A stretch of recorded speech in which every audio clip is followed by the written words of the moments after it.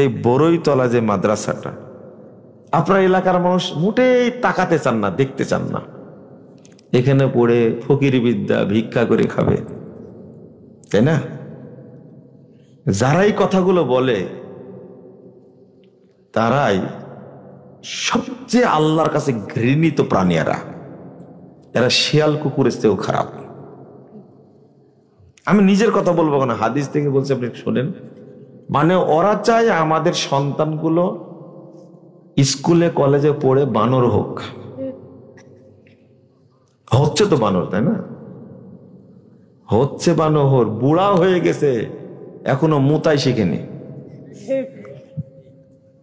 এটা গ্রামের ভাষা বললাম। পেশাব করা শিখেনি এখন পর্যন্ত, পবিত্র হওয়া শিখেনি, উযু করা শিখেনি। তো ও অভিশপ্ত না?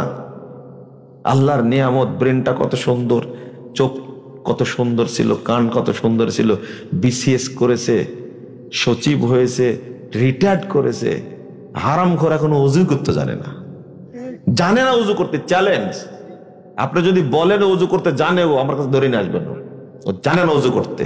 কিসের শিক্ষা এটা? নাম রাখছে বাবা মা জাফর ইকবাল।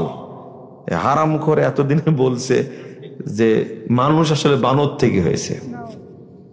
তাহলে ওর বাপ মা থেকে হয়নি?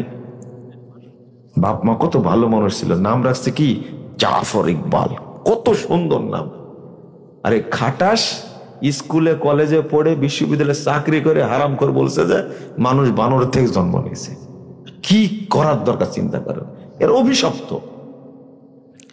আমি অভিশপ্ত বলবো কেন? নবী বলেছেন, রাসূল সাল্লাল্লাহু আলাইহি ওয়াসাল্লাম বলছেন, ইন্নাল্লাহা আযজা ওয়া জাল ইউবগিযু কুল্লা আলিমিন বিদ-দুনিয়া জাহিলিন বিল আখিরাহ। নিশ্চয় মহান আল্লাহ প্রত্যেক দুনিয়াবি জ্ঞান অর্জনকারী ব্যক্তির উপরে গজব বর্ষণ করেন, অভিশাপ করেন। ইউবগিযু কুল্লা আলিমিন বিদ-দুনিয়া। তুমি সায়েন্স পড়েছো, পড়ে ফিজিক্স কেমিস্ট্রি পড়ে, ইংরেজি পড়ে, অঙ্ক পড়ে, মানে এত অঙ্কের জাহাজ হয়েছে, বাংলার সাহিত্যিক হয়েছে, একবারে পাকা পুক্ত নাস্তিক হয়েছে। ও তো অভিশপ্ত হবে ওর উপরে, গজব। জাহিলিন বিল আখিরাহ, পরকাল সম্পর্কে জানে না, দিন সম্পর্কে জানে না। আল্লাহ তার উপরে গজব নাজিল করেন, 24 ঘন্টা গজব নাজিল হয় ওর উপরে।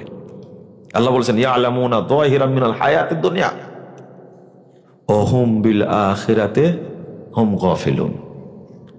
সূরা রোম 7 নম্বর আয়াত খুলেই দেখেন, শুধু ওরা দুনিয়া সম্পর্কে অনেক জানে, কিন্তু দিন সম্পর্কে, আখিরাত সম্পর্কে কি গাফেল, কিচ্ছু জানে না, কিছু জানে না।